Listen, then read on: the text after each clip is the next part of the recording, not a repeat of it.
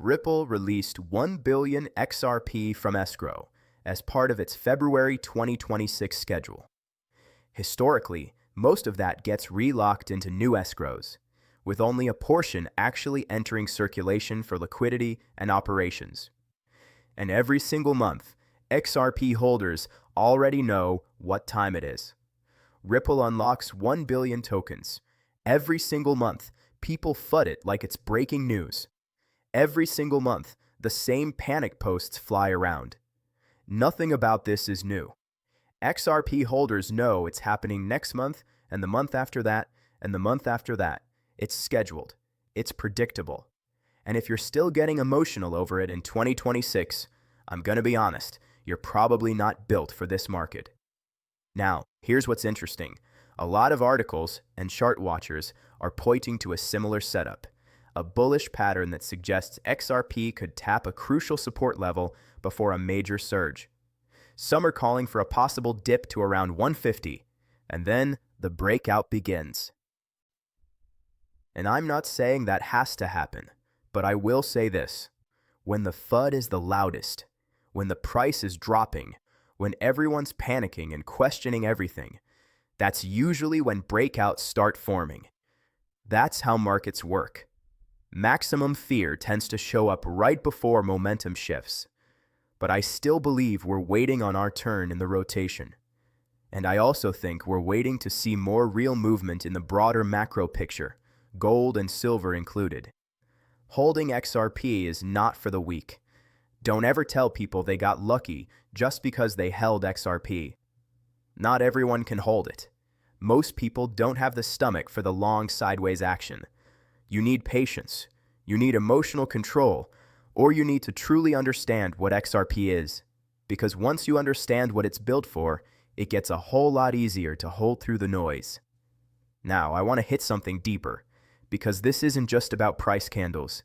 Jay Claver said, if you get $1 million, become a millionaire first. Without millionaire traits, skills, and beliefs, you'll lose it in 3 to 5 years.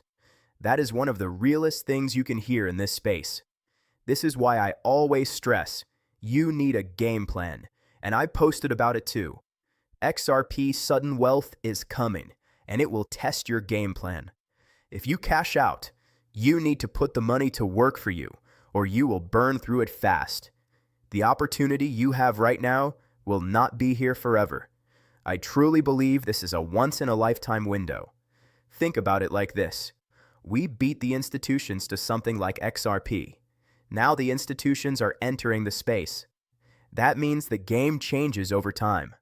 And I'm telling you right now, XRP isn't going to behave the way it used to forever. Those days of extreme retail-driven volatility, where you see insane run-ups and then brutal dumps back to the floor, those cycles start to change as adoption grows, as liquidity deepens, and as utility becomes more real. Now, Bill Morgan made a great point about performance comparisons.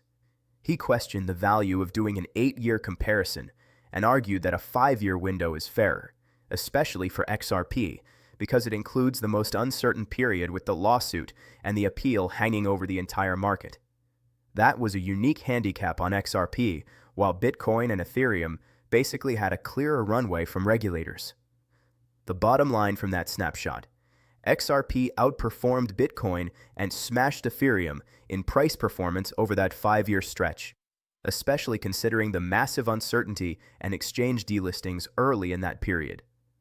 And what really matters here is the context. XRP spent years with illegal cloud overhead and still held its own.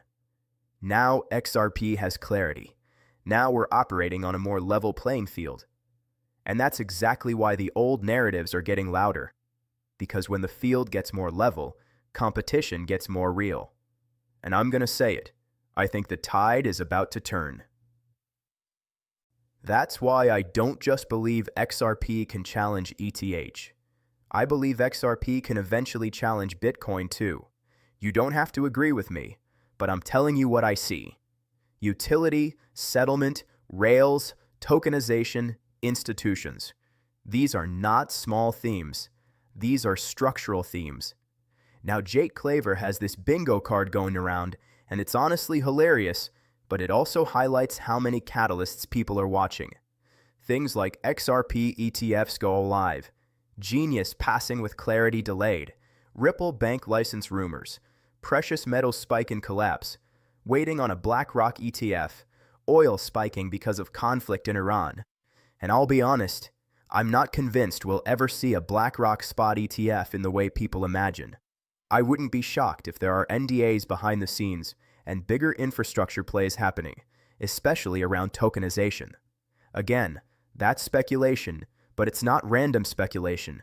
That's reading incentives. Weird stuff that pops up in the social media storm. People throwing around claims about Bitcoin origins, dramatic ties, and all kinds of noise. I'm not here to present rumors as facts. What I will say is this. Whenever a market narrative gets threatened, you'll see distraction campaigns, fake posts, and misinformation fly in every direction. That's not new. That's human behavior at scale in the attention economy. Now, I want to share something from King Karan that hit hard. You tell 100 people about crypto, 50 show interest, 5 invest because of impatience. Only 1 will truly research, hold, and believe. That's the truth. Creating generational wealth isn't for everyone. That's why it's rare. That's why most people will not cross the finish line. And I've always believed a small percentage of XRP holders will make it to the other side, whatever the other side means to you. For some people, it's $10 XRP. For others, it's $100. For others, it's financial freedom, debt-free, time. Freedom, choice. But I'll tell you something. Every cycle, I see people fall off earlier and earlier because they can't handle waiting. They stare at the price today and decide the future can't happen because it didn't happen yet. Let me ask you something. How long does it take to build out a new financial system? How long does it take to install rails globally? How long does it take to get compliance, integration, partnerships, corridors, regulations, and infrastructure aligned? This is not a light switch you build in a weekend. But once the rails are in place, once enough puzzle pieces lock together, that's when you can see rapid change. And if that moment happens while you're on the sidelines, you don't get to complain that you missed it. You get priced out. There's also a reason XRP investors pay attention to private ledger testing. You might ask, why would we even need to know that? Because it tells you there's a testing phase, and testing phases end. Are testing movement of value? You better believe they're testing models, flows, friction, and performance under different conditions. That's why I personally believe the future is going to look very different than the past. And here's another truth. When people say, I don't know if now's the time, I don't want to tie up my money, I get it. But you have to start somewhere. Most people never start because they want perfect certainty. But perfect certainty doesn't exist in markets. The people who win are the people who build conviction through research, then manage risk with a plan.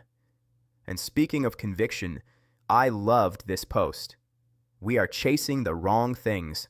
According to society, luxury is cars, expensive clothes, lavish lifestyle. The real luxuries are slow mornings, freedom to choose, good sleep, peace of mind, calm, boring days, being present, people you love, people who love you back. That's what we should be chasing.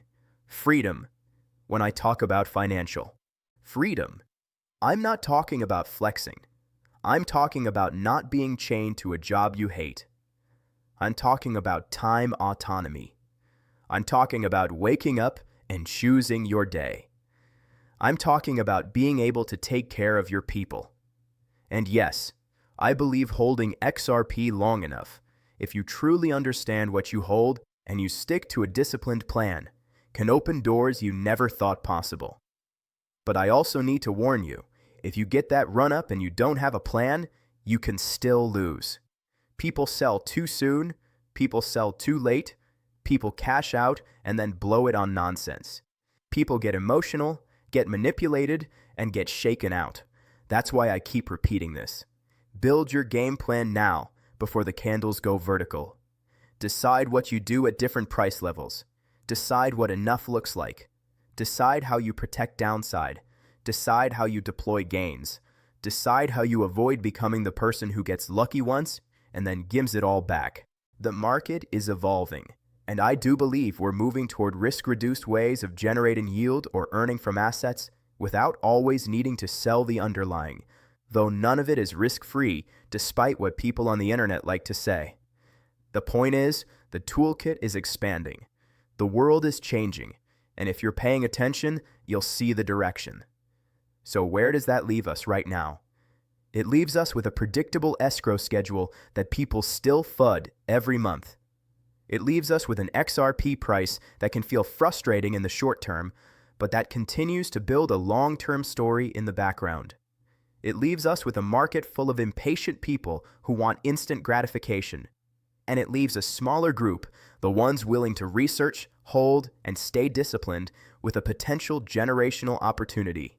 And if this helped, like, subscribe, and turn on notifications so you don't miss what's coming next on Lion of Crypto. With that said, I'm going to wrap up this video. I want to thank you all for watching. I appreciate every single one of you.